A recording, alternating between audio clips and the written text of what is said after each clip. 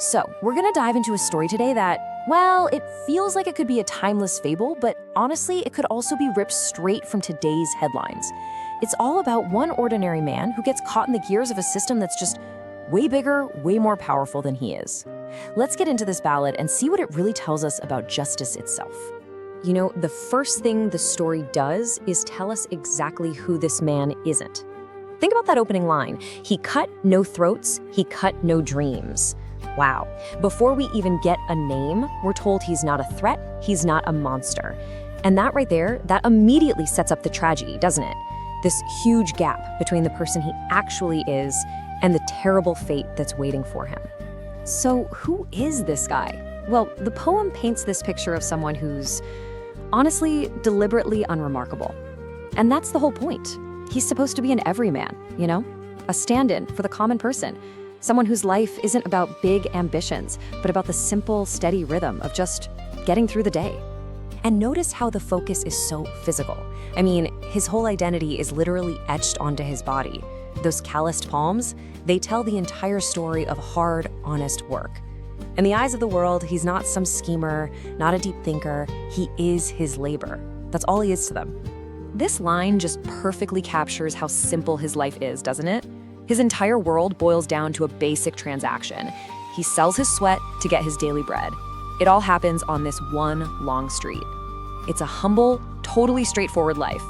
And it's that very life that is about to be completely shattered. And then, bam. Just like that, everything changes. The poem just pivots from that quiet, steady rhythm of daily work to the sharp, sudden violence of gunshot. And this one event, something he had absolutely nothing to do with, is now going to define the rest of his life. And believe me, the escalation is shockingly, brutally fast. Okay, just look at how this all plays out. It is absolutely designed to be jarring.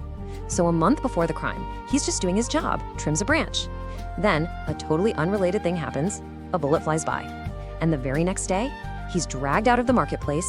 There's no investigation, no due process, just this horrifyingly fast and completely illogical leap from guy who was nearby to prime suspect.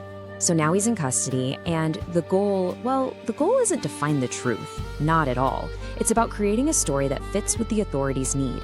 This part of the poem gets into the really brutal process of how they turn an innocent man into a confessed criminal. And it's a process where, honestly, the only logical choice you have is to just give in to the fear.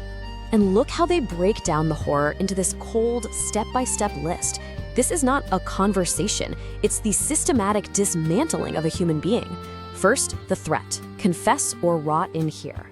Then, the violence of their boots becomes his law.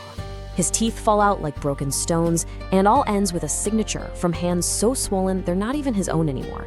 Let's be perfectly clear. This confession isn't a piece of evidence. It's a record of his torture. And this slide, this gets right to the heart of the injustice. It's just so stark. On one side, you have the woodcutter, a man so powerless he can't even read the lies they've written about him, can't write a single word to defend himself. And on the other side, the powerful, symbolized by that solid house, its owner totally free, completely untouched, totally secure. The system isn't just broken, you see, it's weighted this way on purpose.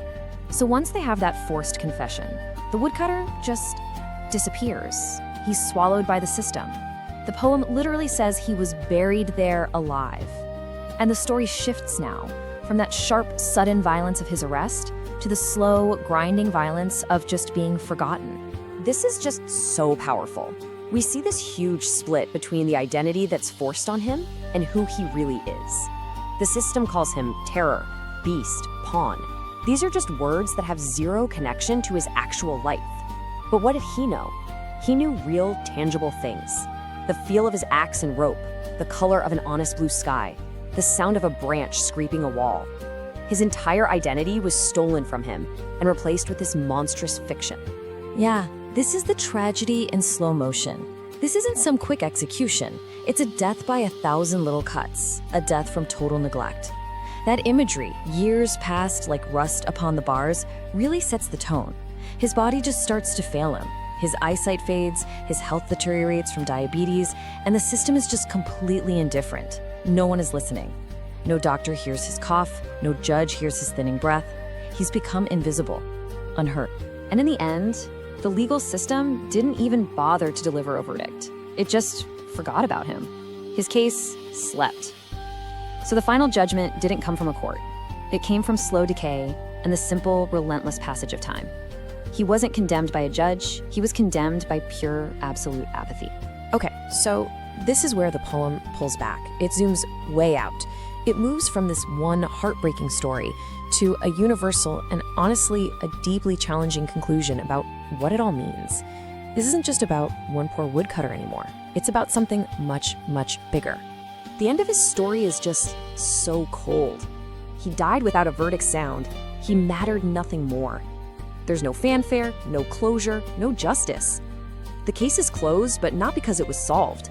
It's closed because the man at the center of it all just stopped existing. To the system, his life and death were nothing more than a piece of inconvenient paperwork to be filed away. And here it is. This is the central argument, the thesis of the entire poem. It says a nation's law is measured best by how its poor man dies. Think about that. The real test of a society's laws isn't how it treats the rich and powerful. It's how it treats the most vulnerable, the most forgotten, how it handles the death of one poor, seemingly insignificant man. That's the ultimate test. And the conclusion is just devastating. The woodcutter's fall wasn't just his own personal tragedy. The poem is arguing that in that one moment when he fell, the very idea of justice fell right alongside him. His story becomes a symbol for a much bigger failure, a systemic moral collapse. So the poem doesn't end with an answer. It ends with a question, and it's aimed directly at us. The system erased him, right? The file is closed. So who's left to remember? Who will sing his name? The poem puts that responsibility squarely on our shoulders. And it leaves you wondering, how many other nameless stories like this are out there, just waiting for someone to tell them?